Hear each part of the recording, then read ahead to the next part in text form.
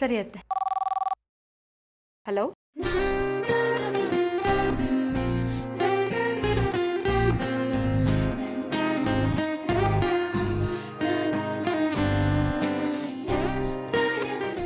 ಅಬ್ಬಾ, ಕೊನೆಗೂ ಫೋನ್ ನೀವೇ ರಿಸೀವ್ ಮಾಡಿದ್ರಾ? ಕೊನೆಗೂ ಅಂದ್ರೆ? ಆಗ್ಲಿಂದ ಫೋನ್ ಟ್ರೈ ಮಾಡ್ತಾ ಇದ್ದೀನಿ. ಅನ್ಪೂರ್ಣ ಮೇಡಮ್ ರಿಸೀವ್ ಮಾಡಿದ್ರು, ಅದಕ್ಕೆ ಕಟ್ ಮಾಡಿಬಿಟ್ಟೆ. ಓ, ನೀವ ಅವಾಗಿಂದ ಸರ್ಕಸ್ ಮಾಡ್ತಿರೋದು? ಹಾ, ನಿಮಗೋಸ್ಕರ ಸರ್ಕಸ್ಸು ಮಾಡಬೇಕು, ಜಿಮ್ನಾಸ್ಟಿಕ್ಕು ಮಾಡಬೇಕು ಅಲ್ವಾ? ಮೊಬೈಲಿಗೆ ಮಾಡೋದು ಬಿಟ್ಟು ಲ್ಯಾಂಡ್ಲೈನಿಗೆ ಯಾಕೆ ಮಾಡಿದ್ರಿ? ನಿಮ್ಮ ಮೊಬೈಲ್ಗೆ ಕಾಲ್ ಮಾಡಿದೆ, ನೀವು ರಿಸೀವ್ ಮಾಡಲಿಲ್ಲ, ಅದಕ್ಕೆ ಲ್ಯಾಂಡ್ಲೈನಿಗೆ ಮಾಡಿದೆ.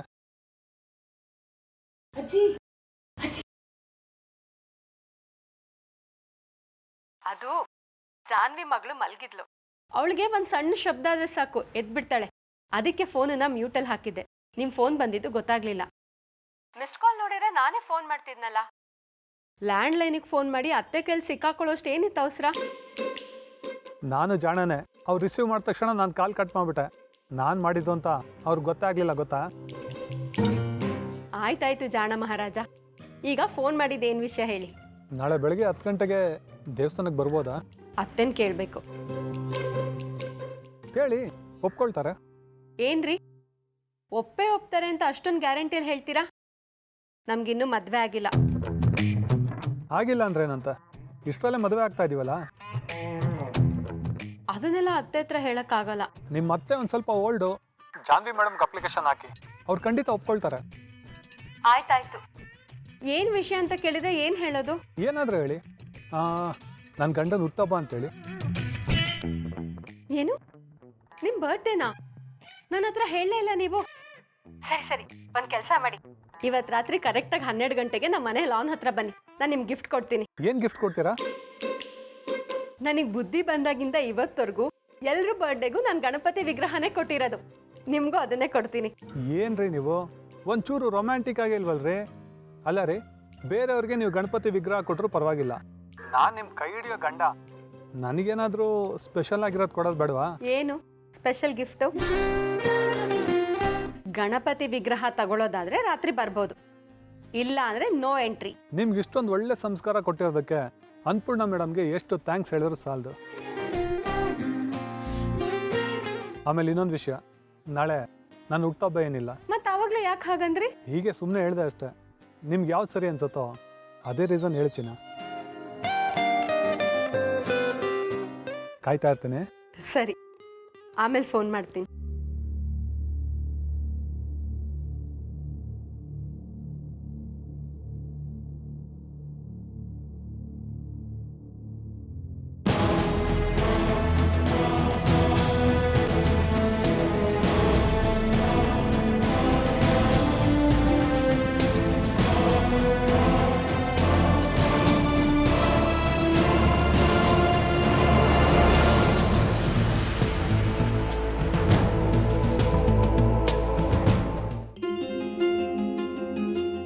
ರಾಶಿ ನಕ್ಷತ್ರ ಯಾವುದು ಅಂತ ಕೇಳಿದ್ರೆ ದೇವ್ರ ಹೆಸರಲ್ಲೇ ಪೂಜೆ ಮಾಡು ಸಾಕು ಅಂದ್ರಿ. ಹುಟ್ಟಿದ ತಕ್ಷಣ ಕಸದ ತೊಟ್ಟಿಲಿ ಎಸ್ತೋಗಿದ್ರು. ನನ್ನಂತವನಿಗೆ ಯಾವ ದಿನ ಯಾವ ರಾಶಿ ಅಂತ ಗೊತ್ತಿರೋದಕ್ಕೆ ಹೇಗೆ ಸಾಧ್ಯ?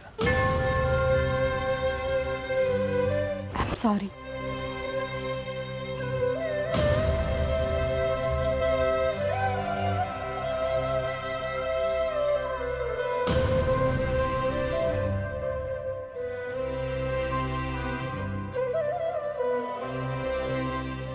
ನವೀನ್, ನೀನೇನಪ್ಪ ಇಲ್ಲಿ?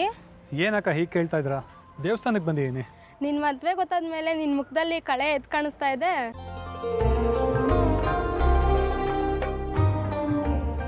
ಮತ್ತೆ ಇವರು ಯಾರು?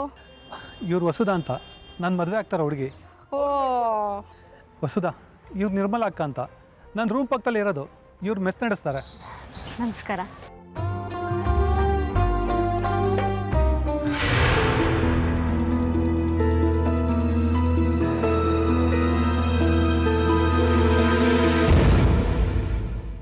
ನೋಡಕ್ಕೆ ಹುಡುಗಿ ಮುದ್ದಾಗಿದ್ದಾಳೆ, ಆದರೆ ಅಕ್ಕಪಕ್ಕ ನಿಂತ್ಕೊಂಡ್ರೆ ಜೋಡಿ ಅಷ್ಟೇನು ಚೆನ್ನಾಗಿಲ್ಲ.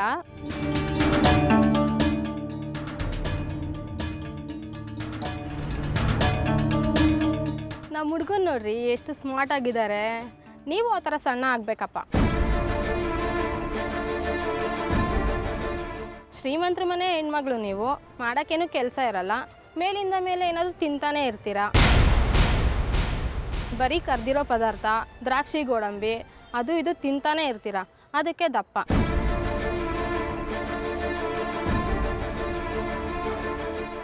ಮದುವೆಗೇನು ತೊಂದರೆ ಇಲ್ಲ ಬಿಡಿ, ನೀವು ಶ್ರೀಮಂತರ ಮನೇಲಿ ಹುಟ್ಟಿರೋರು, ಅದಕ್ಕೆ ಚಿನ್ನದಂತ ಹುಡುಗ ಸಿಕ್ಕಿದ್ದಾನೆ.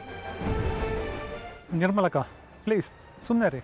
ಆಯ್ತಪ್ಪ, ನೀವೇನು ತಪ್ಪು ತಿಳ್ಕೊಬೇಡಿ, ಸ್ವಲ್ಪ ಸಣ್ಣ ಆಗಲಿ ಅಂತ ಹೇಳಿದಷ್ಟೆ.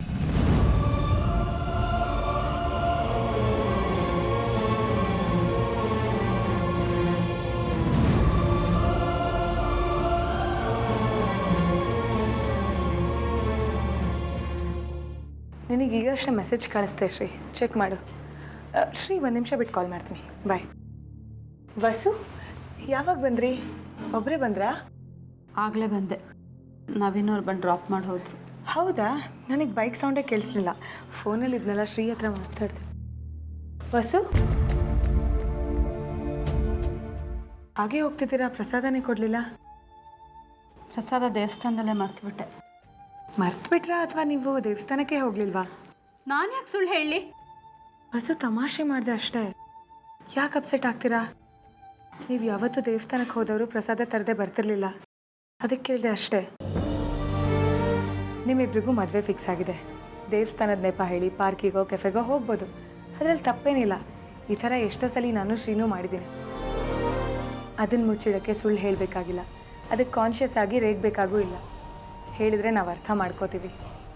ಗೊತ್ತಾಗ್ತಿದೆ ನೀನು ನನ್ನ ಎಷ್ಟು ಅರ್ಥ ಮಾಡ್ಕೊಂಡಿದ್ಯಾ, ಎಷ್ಟು ಅರ್ಥ ಮಾಡ್ಕೋತಿದ್ಯಾ ಅಂತ. ದೇವಸ್ಥಾನ ಅಂತ ಸುಳ್ಳು ಹೇಳಿ ಇನ್ನೆಲ್ಲೋ ಸುತ್ತಾಡೋ ಬುದ್ಧಿ ನನಗಿಲ್ಲ. ನಿಜವಾಗ್ಲೂ ನಾನು ದೇವಸ್ಥಾನಕ್ಕೆ ಹೋಗಿದ್ದು, ಪ್ರಸಾದನ ಅಲ್ಲೇ ಮರ್ತ್ಬಿಟ್ಟು ಬಂದೆ. ಬೇಕಾದರೆ ದೇವಸ್ಥಾನಕ್ಕೆ ಹೋಗಿ ಚೆಕ್ ಮಾಡು. ವಸು ಏನೋ ಒಂದು ಮಾತಿಗೆ ಹೇಳಿದೆ, ಯಾಕೆ ಇಷ್ಟೊಂದು ಅಪ್ಸೆಟ್ ಆಗ್ತಿದ್ದೀರಾ? ನೀವು ಯಾವತ್ತೂ ಹೀಗೆ ಬಿಹೇವ್ ಮಾಡಿದವ್ರಲ್ಲ. ನಾನು ಈ ಥರ ನಡ್ಕೊಳ್ಳಲ್ಲ ಅಂತಾನೆ ಎಲ್ರಿಗೂ ಸದ್ರ ಆಗ್ಬಿಟ್ಟಿದ್ದೀನಿ.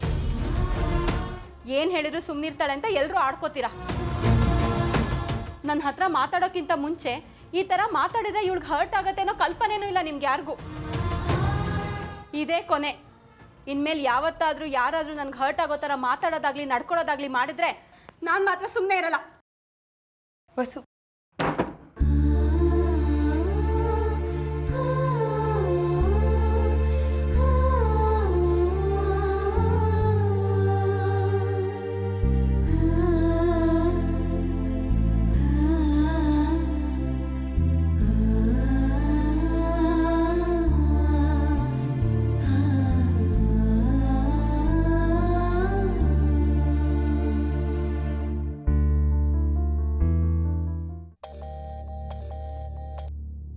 ಹೇಳಿ ಮೇಡಮ್.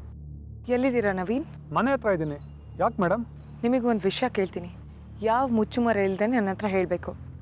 ಏನು ವಿಷಯ ಹೇಳಿ ಮೇಡಮ್. ನೀವು ವಸುಗೆ ದೇವಸ್ಥಾನಕ್ಕೆ ಕರ್ಕೊಂಡು ಹೋಗಿದ್ರಲ್ಲ, ಅಲ್ಲಿ ನಿಮ್ಮಿಬ್ಬರು ಮಧ್ಯೆ ಏನಾದ್ರು ಜಗಳ ಆಯಿತಾ? ನೀವು ಅವ್ರಿಗೆ ಹರ್ಟ್ ಆಗೋ ಥರ ಏನಾದ್ರು ಮಾತಾಡಿದ್ರಾ? ಇಲ್ಲ ಮೇಡಮ್, ಅಂಥದ್ದೇನಿಲ್ಲ. ಯಾಕೆ? ವಸು ದೇವಸ್ಥಾನದಿಂದ ಮನೆಗೆ ಬಂದಾಗಿಂದ ಯಾರ ಹತ್ರ ಸರಿ ಮಾತಾಡ್ತಿಲ್ಲ, ತುಂಬ ಅಪ್ಸೆಟ್ ಆಗಿದ್ದಾರೆ. ಹೌದಾ? ಯಾಕಂತೆ? ಏನೋ ಗೊತ್ತಿಲ್ಲ, ಸರಿ ಊಟ ಮಾಡ್ತಿಲ್ಲ, ಯಾರ ಹತ್ರನೂ ಮಾತಾಡ್ತಿಲ್ಲ, ಏನಾದರೂ ಕೇಳಿದ್ರೆ ಹಾರಿಕೆ ಉತ್ತರ ಕೊಡ್ತಿದ್ದಾರೆ. ನಿಜ ಹೇಳಿ, ಅವ್ರಿಗೆ ಹರ್ಟ್ ಆಗೋ ಥರ ನೀವೇನಾದರೂ ಮಾತಾಡಿದ್ರಾ? ಮೇಡಮ್ ಪ್ರಾಮಿಸ್ ಮಾಡಿ ಹೇಳ್ತೀನಿ, ನಾನೇನು ಅಂದಿಲ್ಲ. ನಾವಿಬ್ಬರು ದೇವಸ್ಥಾನಕ್ಕೆ ಕೊಟ್ಟು ಬರೋವರೆಗೂ ಚೆನ್ನಾಗೇ ಇದ್ವಿ. ನೀವು ಹೇಳಿದ್ಮೇಲೆ ನನಗೆ ಈ ವಿಷಯ ಗೊತ್ತಾಗ್ತಾ ಇರೋದು. ಮತ್ತೇನು ರೀಸನ್ ಇರ್ಬೋದು? ಏನು ವಿಷಯ ಅಂತ ಹೇಳಬೇಕಲ್ವಾ? ಮೇಡಮ್ ಬೇಕಿದ್ರೆ ನಾನೊಂದ್ಸಲ ಅವಳ ಹತ್ರ ಮಾತಾಡ್ಲಾ? ನಾನು ನಿಮಗೆ ಅದನ್ನೇ ಹೇಳೋಣ ಅಂತಿದ್ದೆ.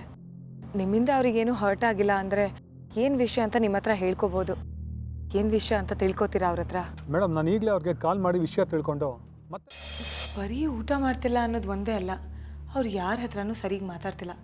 ಯಾರಾದರೂ ಮಾತಾಡ್ತಿದ್ರೆ ಸರಿಯಾಗಿ ರೆಸ್ಪಾಂಡು ಮಾಡ್ತಿಲ್ಲ. ಅವ್ರ ನಗುನೇ ಕಳ್ಕೊಂಡ್ಬಿಟ್ಟಿದ್ದಾರೆ. ಹೌದಲ್ವಾ? ಇದನ್ನು ಹೀಗೆ ಬಿಡಬಾರ್ದು, ಅವಳ ಹತ್ರ ಇನ್ನೊಂದು ಸಲ ಮಾತಾಡಬೇಕು.